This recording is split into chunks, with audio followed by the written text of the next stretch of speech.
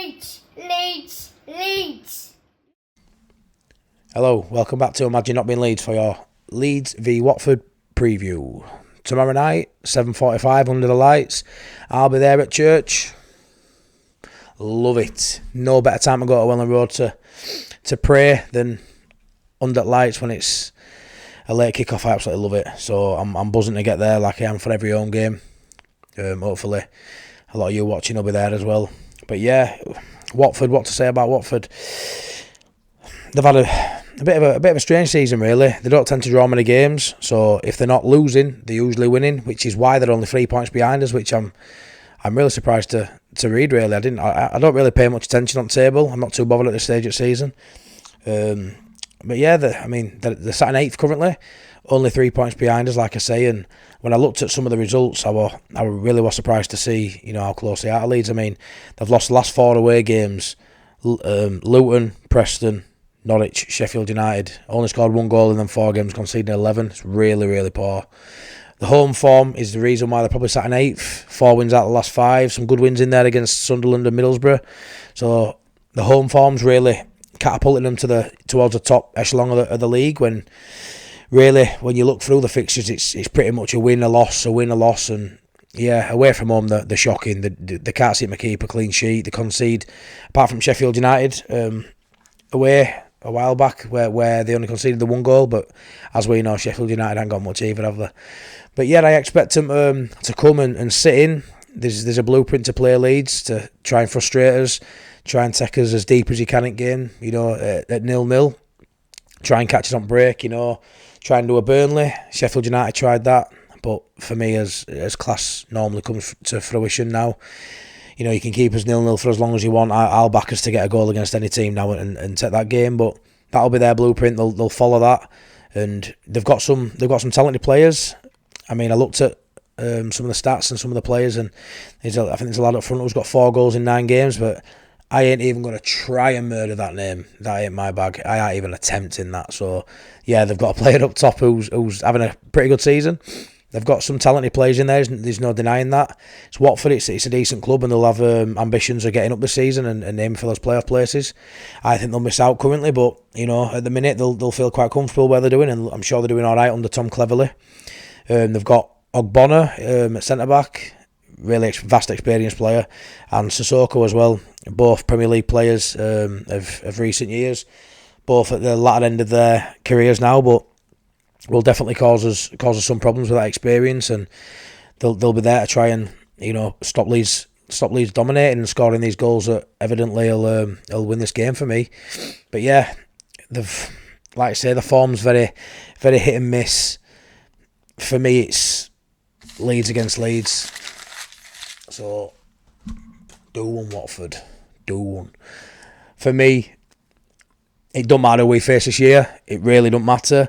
We face the so-called top sides, and no one's laid a glove on us for me. Yeah, Burnley won, but you're daft if you think we didn't deserve to win that game. Some freak moments have really done us this year, and ultimately over a 46-game season, these 2, 3, 4 freak moments aren't gonna stop us going up this year. 85 points, you'll see you win this league for me this season. It's got nowhere near the level of last year. The only team that resembles any sort of quality, what we saw last year, is Leeds United for me. I think Sheffield United, Burnley, Sunderland will all be challenging, but like for like, it's just nowhere near last season's quality. So, like I say, it doesn't matter who we play. So, sod off Watford. It's all about us for me.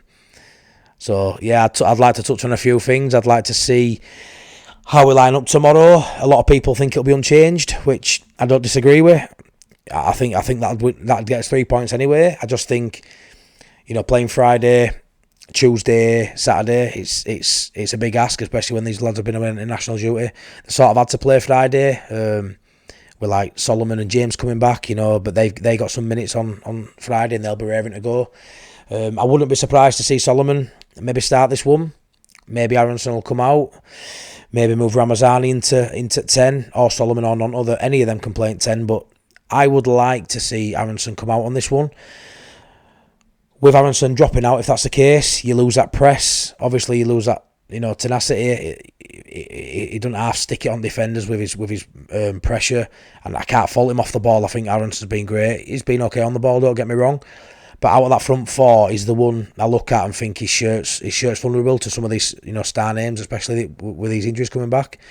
So I'd like to see Aronson come out, but with that, I have to caveat that and say I think Joseph should start over Pirro. I think if Aronson needs to come out, I think Joseph needs to play because he's pressing. His intensity is right up there as well, and I don't think you could lose Aronson and Joseph out of that lineup. I don't think Pirro and whoever's behind him will give you as much as what one of them two will do. So yeah, I mean we'll soon find out, won't we, tomorrow? But I do think Joseph will play tomorrow. I wouldn't be surprised if Aronson started, but that's just my preference. I'd like to see Solomon come in and switch that back, that three behind striker about. But I really think Joseph will start tomorrow. I think we're at a position now where if one of them's playing and doesn't score and one comes on and scores, it's only good for Leeds, isn't it? A lot of people are saying, how's he going to keep him happy? It's unfair to take Pirro out of the team now. Some would say, me personally, say it was unfair to take Joseph out a few weeks ago. So I think it's tit for tat. I think it'll be split. There'll be 50% think Pirro should start, 50% will think Joseph should start. And what a great position we're in, because it wasn't too long ago we just had Patrick Bamford playing, and when he was injured, you knew when he came back, he was straight back in. So for me, it's brilliant. And if Joseph starts and plays 60 minutes and he's not having the best of games or he hasn't scored, bet your bottom dollar Pirro will come on and get one, or vice versa. So we're in a great position with them too. I'd like to see him try and get them both in starting lineup, but I think with Solomon and James coming back, I just don't see it. I don't see him ever playing two up top really, and I don't see Pirro or Joseph slotting in at 10. Now them two are back, we've got too many options now. You've got 5 players vying for those 3 shirts behind striker, so I think we're well stacked in that position, and don't really need to do square pegs and round holes around there, to be fair. But yeah, yellow cards is an issue in this one. Rodon, Firpo, and I think it's Bogle, all on 4. One more and they're going to get suspended for a game. I think it's inevitable. They're all going to get them. Just need to be strategic and make sure they don't all get them on the same game, because that'll be a nightmare. I do think we can afford to lose Firpo and Bogle at some point in this run of games, because like I say, it's going to happen anyway. I don't think they've got, I don't know how many games it is it 6, 7, 8 or something to go without getting a yellow? It's going to happen. And I think with Byram and Schmidt, I think we've got to trust that these are good enough for the likes of your Watfords, your Bristol Cities, your Plymouths. You just got to hope that these are good enough, and if they're not good enough, then they won't be at Leeds United, would they? For those games, they definitely can stand in for a game. We're not talking out Ampadu and Gruev times, where we're talking suspended for a game. I'm sure they can cope. Schmidt, I'm excited to see him play. He can play, I think, on either side. He can play in a few positions. It might be the new Stuart Dallas. Who knows? I can't wait to see a bit more of him. And we know Byron's dependable. He can come in there and do a job. Joe Rodon's a big one. If he gets a suspension right now, you've only got James De Bayo really, or you're playing Byram in there. But he's in squad, and if you're good enough, you're old enough. And he looked alright in pre-season. He's on that bench. Yeah, we haven't got much depth, but he plays for Leeds United, and I'll back him. And like I say again, it's just one game. I remember a certain Charlie Cresswell in Premier League having debutise at West Ham against Antonio, and I thought he bullied Antonio. So it goes to show you, you can worry about these young centre halves coming in, and some of them can surprise you. And I think for one game, if we get any of these suspensions come up, I'm sure between Farker and coaching staff and playing squad we've got, we're equipped to deal with any situation like that. A final thing to touch on really is just to wax lyrical about Tanaka and Rothwell. Rothwellinho, unbelievable. Tanaka, I just can't believe how long they've played with each other to what they're like. I mean, you've got to look at they started playing at Norwich when Gruev went off halfway through Norwich game, 20 minutes into Norwich game. Yeah, they train with each other, but the water set up in training for them two being main starters, obviously, and them two, he comes on at Norwich to play, 70 minutes at Norwich, then they play at Sunderland a few days later, and then it's an international break. With Tanaka going away, Rothwell stays back, and you just can't work on stuff. And it's crazy to think how good they look when you consider they haven't been able to, really polish that partnership really in training. They haven't, because they haven't been there. Tanaka's been away, and they're sort of learning on job as they go. And I think it's credit to them how well they've just taken to it. I think they're both really, really talented footballers. And I'm really happy for Rothwell because I do think if everyone were fit, I said it a few times. It's Jadon Anthony minutes for Rothwell. It's 10 minutes here, 15 minutes there if he's lucky. Similar to what I did at Southampton, but he probably ain't even getting those many minutes. I don't think so. I'm really happy for him that he's getting to show his true potential. I think he's got the experience, definitely got the quality on the ball, and I've been surprised to see how good he is off the ball. To be fair, I think him and Tanaka really complement each other well. And just to touch on Tanaka, sold Kamara for 8 million. We bought Kamara for Tanaka for 3.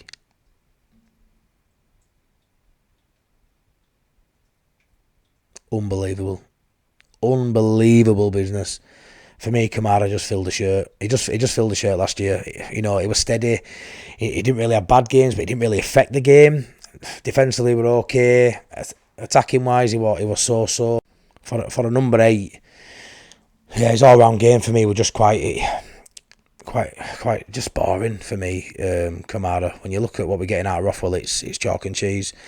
Do you know what I mean? If Kamara were packet of crisps, it'd be a packet of Ready Solid for me, just plain Jane. Where, you know, Rothwell, would be a nice Worcester sauce. I'm a fat lad, got to bring about some food somewhere down the line, haven't you? So, no, I just think it's a massive upgrade. And he was supposed to be his 4th choice centre mid, which is just scandalous at this level. You know, Championship and he's your 4th choice. I know there's levels in this game, but he wouldn't be out of place at 4th choice in Premier League, would he? And we've got him in Championship as 4th choice, and I can't wait to see us at full strength, to see, you know, how we look and what he does. And I often think, how are we going to do this? How are we going to do that? How are we going to keep everyone happy? Who cares? Like, who cares? It's not my job. I don't get paid to worry about those things, do I? I pay my money to go watch this team play. So there's no point fretting about all this. That's Farker's job. He's got best job in game for me. Way better than England job. Got best job in game, and yeah, he's doing good stuff. You know, we've played all the top teams. Apparently, when you look at the league table, a lot of ones towards top of league, and we're sat pretty, aren't we? You know, we win tomorrow night and joint top, second. I had to show other results and stuff, but we're right up there. And we've got a good run now to you know, start that winning run going on these next, you know, 4 or 5 games. Especially, I'm going to be quite boring this season. I'm going to tip a 3-0 again. I'm going to probably tip a 3-0 for every game, especially every home game. I just don't see anyone coming, and I said that for Burnley, and I know they came and did a job on us. But for me, like I said earlier, Watford don't fear me. They've got a few good players, got some experience in there. I think the manager's poor. I just think, as corny as it sounds, it's Leeds against Leeds. Like, if Leeds play their game, don't matter about tactics, don't matter about formations. It did last year. There was some really good sides last year. There were some really good managers as well. This year they didn't. There isn't.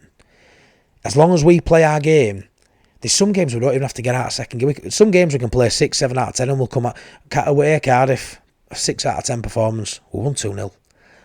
Like, for me, it's Leeds against Leeds, and you'll hear that a lot from me this season. As long as we play our game, nobody in this division this season can touch us. The only team that can affect Leeds United going up or struggling is Leeds United. And I think past experiences of last year, that the experience the group got from last year, plus the new players that have come in who haven't got their mental scars, who have been a breath of fresh air. We haven't signed a bad player this year. We haven't signed a bad player. We haven't seen Schmidt, granted, but we have not signed a bad player. It's been a phenomenal window. We've been lucky with injuries. We thought we were bare bones when Ampadu and Gruev went out. And yeah, we are on bench, but look at that 11. Not even affected at all. At all. I'd like to have a comfortable home win, obviously, but it would be nice if we can have a comfortable win where we can maybe even give Crew a few minutes. You know, I don't want to put on Crew, but it'd be nice if we were a couple up and, you know, we could maybe make a change and bring Crew in for maybe 10, 15 minutes. With Rothwell and Tanaka, you know, having to play pretty much every game now, if there's an option to give them a little bit of a rest so they don't get an injury towards the end of a game. I said last night on Joe's show, on Just Joe Football Show, that when I went in top at East Stand and I was looking, no one else seemed to notice other than me and fella I was sat with. Rothwell was holding his hamstring yesterday on Friday night, and for the last 20 minutes it was really evident he was struggling with tightening. He was stretching it. He went over to the bench and he was demonstrating, like, yeah, it's a bit tight. He got through it fine. If that happens again, we need to make sure we're a few clear so, you know, Crew can come on. So for me, that'd be a nice touch. It'd be nice when we come out there with a 2 or 3-0 win, and if Crew could get a few minutes, he's in and around squad, you know, maybe it's worth giving it a go. But depending on scoreline and how games going, you know, that'll determine what he does with subs. But yeah, that bench is looking stronger now with James and Solomon back. Be interested to see if either of them make that line up. Like I say, I wouldn't be surprised if Solomon were in.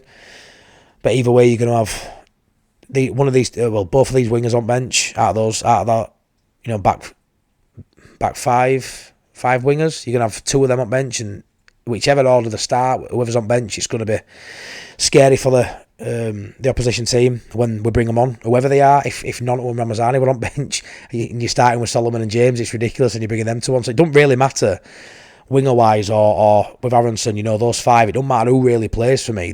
All 5 are starting players, so it's scary. Then obviously out of that you're going to have Pirro or Joseph on bench. It's really, really good depth, and for me you can see Farker likes all these players, and I think he's going to trust them this year. Where last year he was reluctant to use the bench.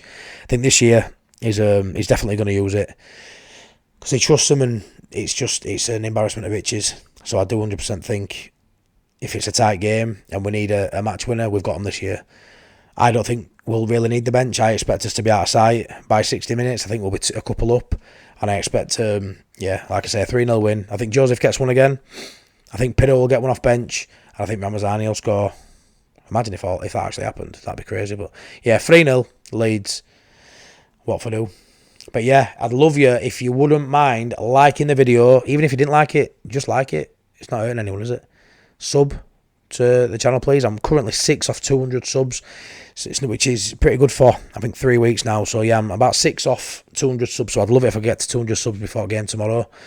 Yeah, and if you want to go back and watch the final pint last night, me, Darren and Dylan on Only Leeds Bros channel last night, we had a pint apiece and touched on the last game, went through all the points of the 2-0 winner against Sheffield United, which we both went to and met up, so that was brilliant. And the second episode of that will be on Wednesday night, and that will be on my channel this time, and then we're just going to alternate channels. But if you want to watch that, if you haven't seen it, if you don't know what it is, go over there and check that out from last night and give them lads a follow as well.